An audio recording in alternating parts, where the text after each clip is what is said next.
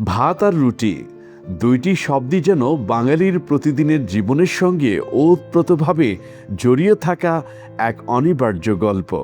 কখনো এক বাটি ভাতের উষ্ণতায় ঘরের মায়া, আবার কখনো কখনো গরম গরম রুটির ভেতরে লুকিয়ে থাকা সরলতার স্বাদ।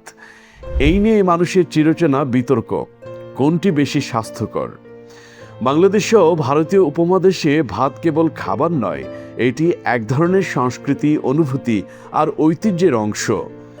অন্যদিকে উত্তর ও পশ্চিম ভারতের অনেক অঞ্চলে রুটি প্রতিদিনের জীবনের অবিচ্ছেদ্য সঙ্গী।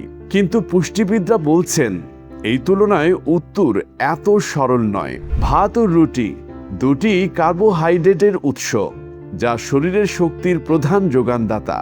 কিন্তু আসল পার্থক্য লুকিয়ে আছে তার গঠন, প্রক্রিয়াজাতকরণ এবং খাওয়ার পদ্ধতিতে। অতিরিক্ত পরিশোধিত চাল বা ময়দা শরীরে দ্রুত শর্করা বাড়িয়ে দিতে পারে, যা দীর্ঘমেয়াদে স্বাস্থ্যের জন্য ক্ষতিকর। অন্যদিকে কম পালিশ করা চাল, ব্রাউন রাইস কিংবা আটা থেকে তৈরি রুটি তুলনামূলকভাবে বেশি ফাইবার সমৃদ্ধ, যা হজমে সহায়তা করে এবং দীর্ঘক্ষণ পেট ভরা রাখে। তাই শুধু নাম নয়, খাবারের গুণগত মানই এখানে সবচেয়ে বড় বিষয়। বিশেষজ্ঞরা বলেন ভাত বা রুটি যেটি হোক, তার সঙ্গে যদি থাকে ডাল, সবজি, দই কিংবা প্রোটিন সমৃদ্ধ খাবার, তবে তা হয়ে ওঠে একটি পূর্ণাঙ্গ ও সুষম আহার। মানুষের জীবনধারা এই সিদ্ধান্তে গুরুত্বপূর্ণ ভূমিকা রাখে।